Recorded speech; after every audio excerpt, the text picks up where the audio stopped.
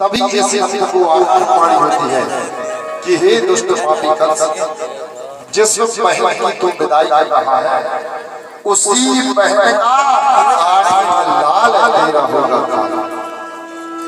कंस घबरा गया और तुरंत अपनी चचेरी बहन के अर्थात देवकी के केसों को बालों को रस्ते नीचे पटक दिया, तलवार को न्याय में से निकाल लिया और देवकी की गर्दन तक लगा।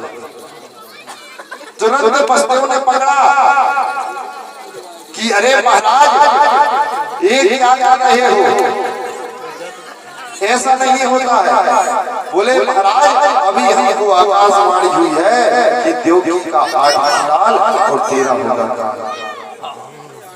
तुरंत बसदेव ने कहा कि महाराज जब तक हमारे यहाँ आठों लाल नहीं हो जाए तब तक हम दोनों दंपत्ति आपकी यहाँ जेलखाने में बंद कैद रहे।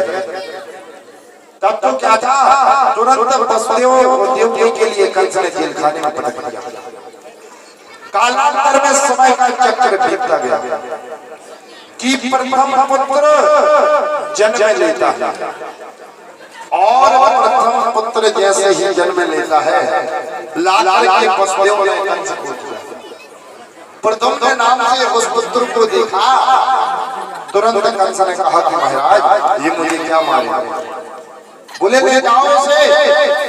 और तुरंत बसदेव जी उस पुत्र को लेकर के जेलखाने में पहुंच जाते हैं। नारद जी महाराज का बताया पड़ा। बोले कंस इस कमल पुष्प की पंखड़ियों को, तो कमल पुष्प की पंखड़ियों को तुरंत कंस ने गिनना प्रारंभ किया। बोला 1 2 3 4 5 6 7 8। अब बोले 8वीं पंखुड़ी से पहली पंखुड़ी गिनी तो कंस ने गिनना प्रारंभ किया कि 1 2 3 4 5 6 7 8। तब देव ऋषि नारद कहते हैं कंस से अरे कंस मतलब 8 लाल तेरे काला। और देव ऋषि नारद चलते तुरंत उस पुत्र को बुलवाया गया और एक सलाह से दे मारा कि गोविंदा लगातार कंस के हाथ से देवकी के 7 पुत्रों की मृत्यु होती चली और अष्टम गर्भ में मेरे प्रभु पधारे। और योगमाया को प्रभु ने आदेश दिया कि योगमाया तुम जाओ और जाकर के यशोदा के गर्भ में स्थापित हो जाओ और वहां जन्म लेना। मैं यहाँ मथुरा में जन्म लूंगा। मेरे पिता नंद भवन में यशोदा के यहाँ हमें छोड़ आएंगे और तुम्हारे लिए लेकर के वापस आएंगे। और कंस के कारागृह के मध्य कंस तुम्हें अष्टम संतान समझ करके मानने का प्रयास करेगा तो तुम अष्टभुजी बन जाना। पर देखो तुम्हारी पूजा दुर्गा मैया चंडिका मैया न जाने कितनी मैया बन करके घर घर करती रहोगी। यही तुम्हारा पारिवारिक नाम योग माया में। कालांतर में प्रभु गर्भ में आए, सारे देवी देवता आकाश मंडल में छाए हुए और गर्भस्थ भोजन का स्तुति कर रहे हैं, स्वागत कर रहे हैं। आइए हम और तुम मिलकर के प्रभु का स्वागत करते हैं। स्वागतम कृष्ण सुस्वागतम कृष्ण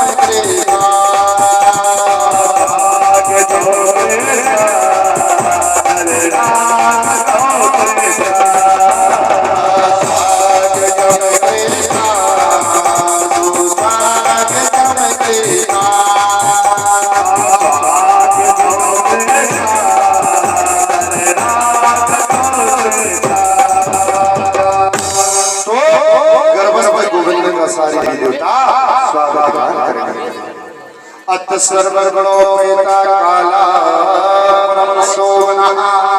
भगवान के प्राकट्य का शुभ समय सने सने भाद्रपद मास आ गया, कृष्ण पक्ष आ गया, अष्टमी तिथि आ गई, बुधवार आ गया और मध्यरात्रि 12 बजे का समय हो गया। महाराज सारी मूर्ति भगवान के स्वागत में सावधान होकर सुसज्जित होती। शीतल मंद सुगंध समीर सनेश में प्रवाहित होने लगा, कोयल गूंजने लगी,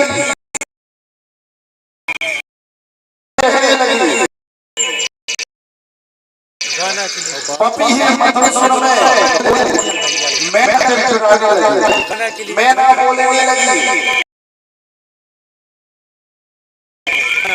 सुंदर सारे पशु पक्षी कलरव भ्रमण करने लगे, गुंजायमान होने लगे, पपीहा बोलने, कोयल गूंजने लगी, चिड़िया चहकने लगी, तोता बोलने लगे, शंख ध्वनि गुंजारित होने लगी, सारे देवता आकाश में पुष्प बरसात कर रहे हैं, सरोवर में कमल पुष्प खिल करके भगवान का भजन कर रहे हैं। अर्धरात्रि के समय चंद्रमा पूर्णिमा के समान चमक रही है, तिथि है फिर भी चंद्रमा पूर्णिमा के समान चमक रही है। शीतल मंद सुगंध समीर सने सने प्रवाहित हो रहा है। अग्नि हुई अग्नियां प्रज्वलित हो गई और रात ठीक 12 बजे मथुरा मंडल में